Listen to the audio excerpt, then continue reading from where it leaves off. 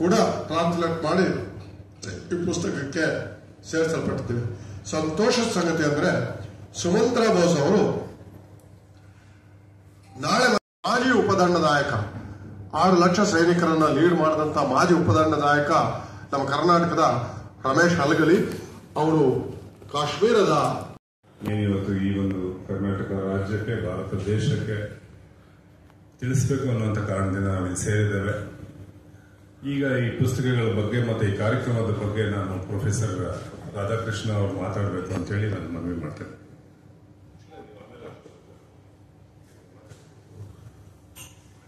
ಆತ್ಮೀಯ ಸ್ನೇಹಿತರೆ,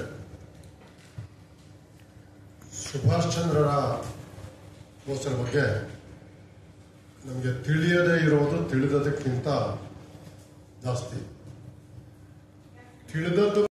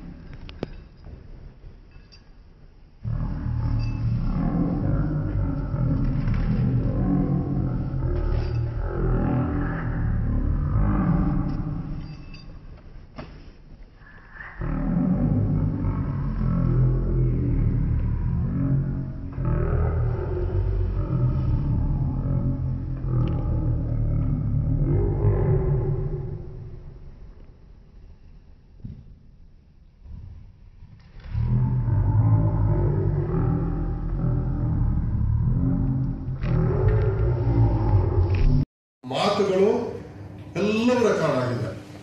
ಈ 3 ಪುಸ್ತಕಗಳನ್ನು ಒಟ್ಟಿಗೆ ಬಹುಶಃ ಭಾರತದ ಯಾವುದೇ ಭಾಷೆಯಲ್ಲಿ ಇಷ್ಟರವರೆಗೆ ಬಂದಿಲ್ಲ. ಭಾರತದ ಯಾವುದೇ ಭಾಷೆಯಲ್ಲಿ 3 ಪುಸ್ತಕಗಳು ಬಂದಿಲ್ಲ. ಇಂಡಿಯನ್ ಸ್ಟ್ರಗಲ್ ಮತ್ತು ಆತ್ಮಕಥೆ ಬೆಂಗಾಲಿಯಲ್ಲಿ ಟ್ರಾನ್ಸ್ಲೇಟ್ ಆಗಿದೆ, ಆದರೆ ಕನ್ನಡದಲ್ಲಿ ಬೇರೆ ಯಾವುದೇ ಭಾಷೆಯಲ್ಲಿ ಇಷ್ಟರವರೆಗೆ ಬರಲಿಲ್ಲ. ಇದು ಸುಮಾರು 1300 ಪೇಜ್ಗಳ 3 ಪುಸ್ತಕಗಳು. ಈ ಪುಸ್ತಕಗಳು ಯಾಕೆ ಹುಟ್ಟಿದವು ಅಂದ್ರೆ, ನನ್ನ ಒಡನಾಡಿಗಳು ಮತ್ತು ನನ್ನ ಗೆಳೆಯರು, ಈ ಪುಸ್ತಕಕ್ಕೆ ಮೊದಲೇ ಗೆಳೆಯರು ರಾಜಕುಮಾರ್, ನೇತಾಜಿ ಸುಭಾಷ್ ಚಂದ್ರ ಬೋಸ್ ಟ್ರಸ್ಟ್ನ ಅಧ್ಯಕ್ಷರು. ಅವರೊಂದು ದಿವಸ ಒಂದು ಕೆಂಪು ಬೈಂಡಿನ ಪುಸ್ತಕ ತಗೊಂಡ್ಬಂದು ಇದನ್ನು ಟ್ರಾನ್ಸ್ಲೇಟ್ ಮಾಡಿಕೊಡಿ ಅಂದ್ರು. ನಾನದನ್ನು ಸುಮಾರು ದಿವಸ ದೂರ ಇಟ್ಬಿಟ್ಟೆ, ಬೇರೆ ಬೇರೆ ಒತ್ತಡಗಳಲ್ಲಿ. ಅವ್ರು ಕೇಳಿದ್ರು, ಎಲ್ಲಿದೆ, ಮಾಡ್ತಾ ಇದ್ದೀರಾ ಅಂತ. ಕಳೆದೋಯ್ತು ಅಂದೆ. ಆಕ್ಚುಲಿ ನನ್ನ ಪುಸ್ತಕದ ರಾಶಿಯಲ್ಲಿ ಅದೆಲ್ಲ ಬಿದೋಗ್ಬಿಡಿತ್ತು. ಈ ಅಸ್ಸಾಮಿ ಸುಮ್ಮನೆ ಇರಲಿ ಅಂತ ಹೇಳಿದ್ ನಾನು, ಮತ್ತೊಂದು ತಂದ್ಕೊಟ್ಬಿಟ್ರು.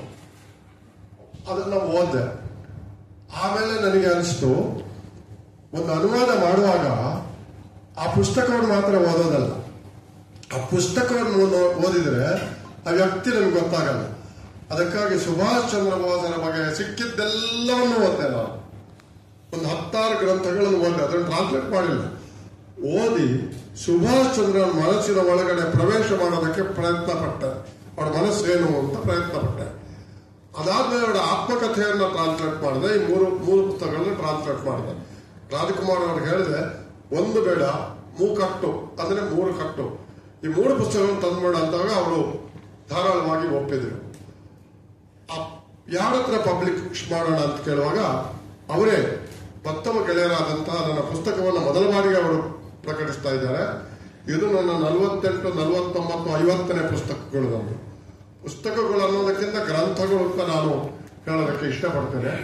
ನಮ್ಮ ಸನ್ಸ್ಟಾರ್ ಪಬ್ಲಿಷರ್ಸ್ನ DN ಶೇಖರ್ ರೆಡ್ಡಿ ಅವರಿಬ್ಬರು ತುಂಬಾ ಗೆಳೆಯರು. ಈಗ ಅವರು ನನಗೂ ಗೆಳೆಯರಾಗಿದ್ದಾರೆ. ಅವರು ಮುಂದೆ ಒಂದು ತಾನು ಮಾಡ್ತೀನಿ ಅಂತಂದ್ರು. ಹೀಗೆ ಈ ಪುಸ್ತಕದ ಬಿಡುಗಡೆಗೆ ಸಿದ್ಧವಾಗಿದೆ. ಈ ಪುಸ್ತಕದಲ್ಲಿ ಸ್ವತಃ ಸುಭಾಷ್ ಚಂದ್ರ ಬೋಸರೇ ಹೇಳಿರೋ ಕಾರಣ, ಅವರ ಲಿಖಿತದಲ್ಲಿರೋ ಕಾರಣ, ಅವರಿಗೆ, ಗಾಂಧಿಗೆ, ನೆಹರುಗೆ ಇದ್ದಂತಹ ಸಂಬಂಧಗಳ ಬಗ್ಗೆ ಯಾವುದೇ ಭಾವೋದ್ವೇಗಗಳಿಲ್ಲದೆ, ಯಾವುದೇ ದ್ವೇಷಗಳಿಲ್ಲದೆ, ಭಿನ್ನಾಭಿಪ್ರಾಯಗಳಿದ್ರೂ ಕೂಡ ಪರಸ್ಪರ ಗೌರವದಿಂದ ಅವರು ಬರೆಯುವುದನ್ನು ನಾನು ನೋಡಿ ನನಗೆ ಅನಿಸ್ತು, ನನಗೂ ಕೂಡ ಇಂಥ ಪುಸ್ತಕವನ್ನು ಬರೆದೆ ಪ್ರಸ್ತುತ ಕಾಲಮಾನದಲ್ಲೂ ಕೂಡ ಓದಿದಂತಹ ಜನ ಪರಸ್ಪರ ದ್ವೇಷಗಳಿಲ್ಲದೆ ಭಿನ್ನಾಭಿಪ್ರಾಯಗಳನ್ನ ಪರಿಹರಿಸಿಕೊಳ್ಳಬಹುದು ಅಂತ ಅನಿಸಿ ಈ ಪುಸ್ತಕಗಳನ್ನ ನಾನು ತಂದೆ. ಇದನ್ನ ಬಿಡುಗಡೆ ಮಾಡೋದಕ್ಕೆ ಮುಂಚೆ ನನ್ನ ಅನೇಕ ಸ್ನೇಹಿತರು ಇದನ್ನು ಓದಿದ್ರು. ಇತ್ತೀಚೆಗೆ ಕಾಲವಾದಂತಹ ಪ್ರೊಫೆಸರ್ HS ವೆಂಕಟೇಶ್ ಮೂರ್ತಿ ಅವರು, ನನ್ನ ಸ್ನೇಹಿತರಾದಂತಹ ಗುರುರಾಜ್ ಕರ್ಜಗಿ ಅವರು, ಡಾಕ್ಟರ್ ಮನು ಬಳಿಗಾರ್ ಅವರು, ನನ್ನ ಆತ್ಮೀಯ ಸ್ನೇಹಿತರಾದ ಡಾಕ್ಟರ್ ಎಬೆನೆಜರ್ ಅವರು, ಮತ್ತೆ ನನ್ನ ಅತ್ಯಂತ ಆತ್ಮೀಯ ಗೆಳೆಯರಾದಂಥ ನಮ್ಮ ಸುಪ್ರೀಂ ಕೋರ್ಟಿನ ಮುಖ್ಯ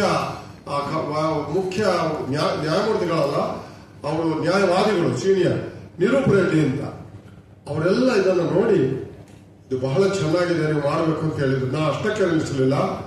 ಈ ಪುಸ್ತಕದ ಜೊತೆಗೆ ಅವರ ಸ್ವಹಸ್ತಾಕ್ಷರಗಳು, ನೇತಾಜಿ ಸುಭಾಷ್ ಚಂದ್ರ ಬೋಸರ ಕೈಗೆ ಹಾಕಿರುವಂತಹ ಕೋಳದ ಚಿತ್ರ, ಅನೇಕ ಅಪರೂಪದ ಚಿತ್ರಗಳು, ಗಾಂಧಿಯವರ ಹಸ್ತಾಕ್ಷರ, ಅನೇಕ ಪತ್ರಗಳು, ನೇತಾಜಿ ಬರೆದಂತಹ ಪತ್ರಗಳು, ಇದನ್ನೆಲ್ಲ ಸೇರಿಸಿ ಒಂದು ಅಪೂರ್ವ ದಾಖಲೆಗಳನ್ನ ಮಾಡಿದ್ದೇವೆ. ಥ್ಯಾಂಕ್ಸ್ ಟು ರಾಜಕುಮಾರ್ ಮತ್ತು ಅವರ ಟ್ರಸ್ಟ್ ಮತ್ತು ರೆಡ್ಡಿ ಅವರು. ಇತ್ತೀಚೆಗೆ ಸರ್ ಈ ಪುಸ್ತಕಗಳನ್ನು ತಮಿಳು, ತೆಲುಗು ಮತ್ತು ಮಲಯಾಳಂ ಭಾಷೆಗಳಲ್ಲಿ ತರ್ತೀವಿ ಅಂತ ನನ್ನ ಸ್ನೇಹಿತರಾದಂತಹ ಪ್ರೊಫೆಸರ್ಗಳು ನನಗೆ ಹೇಳಿದ್ದಾರೆ. ನೇತಾಜಿ ಸುಭಾಷ್ ಚಂದ್ರ ಬೋಸ್ ಅವರ ಹೆಸರಿನಲ್ಲಿ ಒಂದು ಭವನ ನಿರ್ಮಾಣ ಆಗಿದ್ರೆ ಅದು ರಾಜರಾಜೇಶ್ವರಿ ನಗರದಲ್ಲಿ. ಇವತ್ತು ನಾವು ರಾಜರಾಜೇಶ್ವರಿ ನಗರದಲ್ಲಿ ಒಂದು ಭವನ ನಿರ್ಮಾಣ ಮಾಡಿದ್ದೀವಿ. ಅದಕ್ಕೆ ಮೂಲ ಕಾರಣಕರ್ತರು ಅಂದ್ರೆ ಅಂದಿನ ಸ್ಪೀಕರ್ ಆಗಿದ್ದಂತಹ ಡಾಕ್ಟರ್ DB ಕಲ್ಮಣ್ಕರ್ ಅವರು. ಕಲ್ಮಣ್ಕರ್ ಅವ್ರನ್ನ ಇವತ್ತು ನಾನು ನೆನಪು ಮಾಡ್ಕೊಳ್ತಾ ಇದ್ದೀನಿ. ಅವರು ಇದಕ್ಕೆ ಬುನಾದಿ ಹಾಕಿದ್ದು 1997ರಲ್ಲಿ. ನೇತಾಜಿ ಸುಭಾಷ್ ಚಂದ್ರ ಬೋಸ್ ಅವರಿಗೆ 100 ವರ್ಷ. 1897 ಜನವರಿ 23 ಅವರು ಹುಟ್ಟಿದ್ದು. ಜನವರಿನಲ್ಲಿ 1997 ಜನವರಿನಲ್ಲಿ ಅವರಿಗೆ 100 ವರ್ಷಕ್ಕೆ ಅಂತೇಳಿ ಒಂದು ಟ್ರಸ್ಟ್ ಅನ್ನು ಮಾಡಿ ನೇತಾಜಿ ಅವರು ಏನು ಹೋರಾಟ ಮಾಡಿದ್ರು. ಇವತ್ತೊಂದು ದಿವಸ ನಾವು ನೋಡ್ತೀವಿ ಗಾಂಧೀಜಿ ಅವರು ಸ್ವತಂತ್ರಕ್ಕಾಗಿ ಗಾಂಧೀಜಿ ಅವರು ಹೋರಾಟ ಮಾಡಿದ್ರು ಅಂತೇಳಿ, ಅದರಷ್ಟೇ ಹೋರಾಟ ಮಾಡಿದಂತ ಅವರು ಸುಭಾಷ್ ಚಂದ್ರ ಬೋಸ್ ಅವರು. ಇಲ್ಲಿ ಇಬ್ಬರಿಗೂ ಒಂದೇ, ಏನು ನಾವು ಸ್ವತಂತ್ರವನ್ನ ತರಬೇಕು, ಈ ದೇಶದ ಸ್ವತಂತ್ರವನ್ನ ನಾವು ತರಬೇಕು ಅನ್ನುವಂಥದ್ದು. ಆದರೆ ದಿಕ್ಕುಗಳು ಬೇರೆ ಬೇರೆ. ಗಾಂಧೀಜಿ ಅವ್ರದ್ದು, ಮಹಾತ್ಮ ಗಾಂಧೀಜಿ ಅವ್ರದ್ದು ಅಹಿಂಸಾತ್ಮಕವಾಗಿ ಸ್ವತಂತ್ರವನ್ನು ನಾವು ಗಳಿಸಬೇಕು ಅನ್ನುವಂಥದ್ದು. ನೇತಾಜಿ ಸುಭಾಷ್ ಚಂದ್ರ ಬೋಸ್ ಅವರದ್ದು ಸ್ವತಂತ್ರವನ್ನ ಅವ್ರು ಕೊಡುವಂಥದ್ದಲ್ಲ, ನಾವು ತಗೊಳ್ಳುವಂಥದ್ದು, ನಾವು ಕಿತ್ಕೋಬೇಕು ಅನ್ನುವಂಥದ್ದು. ಒಂದು ಕೆನ್ನೆಗೆ ಹೊಡೆದ್ರೆ 2 ಕೆನ್ನೆ ಹೊಡೆಯುವಂತ ಗುಣ ಹೊಂದಿದ್ದವರು ಸುಭಾಷ್ ಚಂದ್ರ ಬೋಸ್ ಅವರು. ಮಹಾತ್ಮ ಗಾಂಧೀಜಿಯವರು 1 ಕೆನ್ನೆ ಹೊಡೆದ್ರೆ ಇನ್ನೊಂದು ಕೆನ್ನೆ ಕೊಡಿ ಅನ್ನೋಂತ ಗುಣ ಅವ್ರದಿತ್ತು. ಆದ್ರೆ ಇವತ್ತು ತಮ್ಗೆ ಹೇಳ್ಬೇಕು ಅಂದ್ರೆ ಬ್ರಿಟಿಷ್ ಅವರು ನಡುಗಿದ್ದು, ಭಯ ಬಿದ್ದಿದ್ದು ಸುಭಾಷ್ ಚಂದ್ರ ಬೋಸ್ ಅವ್ರಿಗೆ. ಈ ದೇಶ ಬಿಟ್ಟು ಹೋಗ್ಬೇಕು ಅಂತ ತೀರ್ಮಾನ ಮಾಡಿದ್ದು ಕೂಡ ಅವರ ಹೋರಾಟ, ಅವರು ಕಟ್ಟಿದಂತ ಸೈನ್ಯ. ಯಾಕೆಂದ್ರೆ ಅವರು ಒಂದು ICS ಪರೀಕ್ಷೆ ಪಾಸ್ ಮಾಡಿ ಒಂದು ಸಂದರ್ಭದಲ್ಲಿ ಜಲಿಯನ್ ವಾಲಾ ಬಾಗ್ನಲ್ಲಿ ನಡೆದಂತ ಘಟನೆ, ಸುಮಾರು 350-400 ಜನ ಅಲ್ಲಿ ಹತ್ಯೆ ಆಗ್ತಾರೆ, ಬ್ರಿಟಿಷ್ನವರು ಹತ್ಯೆ ಮಾಡ್ತಾರೆ. ಕಲ್ಕತ್ತಾದಿಂದ ಬರ್ತಾ ಇದ್ದಾರೆ ಅಂತೇಳಿ ಅವರು ಕೂಡ ಕನ್ಫರ್ಮ್ ಆಗಿದೆ. ಅವರು ಇಲ್ಲಿಗೆ ಬರೋದಕ್ಕೆ ಫ್ಲೈಟ್ ಟಿಕೆಟ್ ಎಲ್ಲ ಕನ್ಫರ್ಮ್ ಮಾಡ್ಕೊಂಡಿದ್ದಾರೆ, ಅವರು ಸಹ ಬರ್ತಾ ಇದ್ದಾರೆ. ಅದಾದ್ಮೇಲೆ ನಮ್ಮ ಹೋಮ್ ಮಿನಿಸ್ಟರ್ ಪರಮೇಶ್ವರ್ ಸಾಹೇಬ್ ಅವರ ಮನೆಗೆ ಹೋಗಿ ನಾವು ಮಾತಾಡಿದ್ವಿ, ತಾವು ಸಹ ಈ ಕಾರ್ಯಕ್ರಮಕ್ಕೆ ಬರಬೇಕು ಅಂತ ಅವರು ಸಂತೋಷನ ಒಪ್ಪಿದ್ದಾರೆ. ಮತ್ತೆ ಮಹಾದೇವಪ್ಪನವರು, ಇನ್ನ ಇಬ್ರು ನಮ್ಮ ಪ್ರೊಫೆಸರ್ ಅವರ ಸ್ನೇಹಿತರು ಈ ಒಂದು ಇದಕ್ಕೆ ಕೊಲಾಸೋ ಅವರು, ರೊನಾಲ್ಡ್ ಕೊಲಾಸೋ ಅವರು ಬರ್ತಾ ಇದ್ದಾರೆ. ಮತ್ತೆ ನಮ್ಮ ದಂಡ ನಾಯಕರಾಗಿದ್ದಂತ ಅವರು ಜನರಲ್ ರಮೇಶ್ ಹಲಗಲಿ ಅವರು ಈ ಕಾರ್ಯಕ್ರಮಕ್ಕೆ ಬರ್ತಾ ಇದ್ದಾರೆ. ಮತ್ತೆ ನಮ್ಮ ಟ್ರಸ್ಟಿನ ಮಾಜಿ ಅಧ್ಯಕ್ಷ ಅಂತ ಶಿವಶಂಕರ್ ಅವರು ಕೂಡ ಈ ಕಾರ್ಯಕ್ರಮದಲ್ಲಿ ಭಾಗವಹಿಸ್ತಾ ಇದ್ದಾರೆ. ಬಂಧುಗಳೇ, ನಮ್ಗೆ ಏನಂತಂದ್ರೆ, ಇದು ಏನು ಪುಸ್ತಕಗಳನ್ನು ನಾವು ಇವತ್ತು ಮಾಡ್ತಾ ಇದ್ದೀವಿ, ಇದರ ಉದ್ದೇಶ ಏನು ಅಂದ್ರೆ ಬರೀ ಬಿಡುಗಡೆ ಆಗಿ ನಿಲ್ಲಬಾರ್ದು. ಇದು ಪ್ರತಿ ಒಂದು ಗ್ರಾಮದಲ್ಲಿ, ಹಳ್ಳಿಗಳಲ್ಲಿ, ಗ್ರಾಮದಲ್ಲಿ ಏನು ಶಾಲೆಗಳಿದಾವೆ, ಅದು ಸರ್ಕಾರಿ ಶಾಲೆ ಇರ್ಬೋದು ಅಥವಾ ಪ್ರೈವೇಟ್ ಶಾಲೆಗಳಿರ್ಬೋದು, ಆ ಶಾಲೆಗಳಲ್ಲಿ ಈ ಪುಸ್ತಕಗಳು ಸಿಗ್ಬೇಕು ಅನ್ನೋಂಥದ್ದಾಗಬೇಕು. ಎಲ್ಲ ಲೈಬ್ರರಿಗಳಲ್ಲಿ ಈ ಪುಸ್ತಕ ಸಿಗ್ಬೇಕು ಅಂತೇಳಿ ನಾವು ಈಗಾಗಲೇ ಕರ್ನಾಟಕ ಸರ್ಕಾರಕ್ಕೂ ಕೂಡ ಮನವಿ ಮಾಡಿದ್ದೇವೆ. ಅವರು ಈ ಒಂದು ಮಹತ್ ಕಾರ್ಯಕ್ಕೆ ಕೈ ಜೋಡಿಸಿದ್ದಾರೆ. ಹಾಗೆ ಅವರಿಗೆ ನಮ್ಮ ರೆಡ್ಡಿಯವರು ಕೂಡ, ಶೇಖರ್ ರೆಡ್ಡಿಯವರು ಕೂಡ ಸನ್ಸ್ಟಾರ್ ಪಬ್ಲಿಷರ್ಸ್ ಸಹಕಾರ ನೀಡಿ ಈ 3 ಪುಸ್ತಕಗಳನ್ನು ಹೊರತರೋದಕ್ಕೆ ತುಂಬಾ ಶ್ರಮ ಪಟ್ಟಿರ್ತಾರೆ. ಮಾಧ್ಯಮ ಮಿತ್ರರಿಗೆಲ್ಲ ನಮ್ಮದೊಂದು ಈ ಕಳಕಳಿ, ಟ್ರಸ್ಟ್ನ ಪರವಾಗಿ ಈ ಒಂದು ಕಳಕಳಿ. ನೇತಾಜಿ ಸುಭಾಷ್ ಚಂದ್ರ ಬೋಸರ ಆದರ್ಶಗಳು ಹಾಗೂ ಅವರ ಧ್ಯೇಯಗಳು ಈ ದಿನ ಯುವ ಪೀಳಿಗೆಗೆ ತಲುಪಬೇಕು. ಈ ಪುಸ್ತಕಗಳೆಲ್ಲ ನಮ್ಮ ಅಧ್ಯಕ್ಷರು ರಾಜ್ಕುಮಾರ್ ಸರ್ ಹೇಳಿದಾಗೆ ನಾಡಿನ ಎಲ್ಲ ಗ್ರಂಥಾಲಯಗಳು, ಎಲ್ಲ ಶಾಲೆ, ಸರ್ಕಾರಿ ಶಾಲೆ ಇರ್ಬೋದು ಅಥವಾ ಪ್ರೈವೇಟ್ ಶಾಲೆಗಳಿರ್ಬೋದು, ಎಲ್ಲ ಶಾಲೆ ಕಾಲೇಜುಗಳಲ್ಲೂ ಇದು ಲಭ್ಯ ಇರಬೇಕು. ಅದು ಅಲ್ಲಿಗೆ ತಲುಪಬೇಕಂದ್ರೆ ತಮ್ಮ ಸಹಕಾರ ಇದಕ್ಕೆ ಅತಿ ಅವಶ್ಯಕ ಅಂತ ನಾನು ಹೇಳ್ತೀನಿ. ಪತ್ರಿಕಾ ವರದಿಗಾರರಿಗೆ ನನ್ನ ನಮಸ್ಕಾರಗಳು ಮಾಡುತ್ತಾ, ಏನು ಇವತ್ತು ನಾವು ಈ ಪ್ರೆಸ್ ಮೀಟ್ ಅಂದ್ಕೊಂಡಿದ್ದೀವಿ, ಇದಕ್ಕೆ ಮೂಲ ಕಾರಣ ನಮ್ಮ ತಂದೆಯ ಸಮಾನ ಮತ್ತು ನಮ್ಮ ಸ್ನೇಹಿತರು ಆದಂಥ ನಮ್ಮ ರಾಜ್ಕುಮಾರ್ ಸಾಹೇಬರು. ಯಾಕಂದರೆ ನಮಗೆ ಪರಿಚಯ ಇರಲಿಲ್ಲ.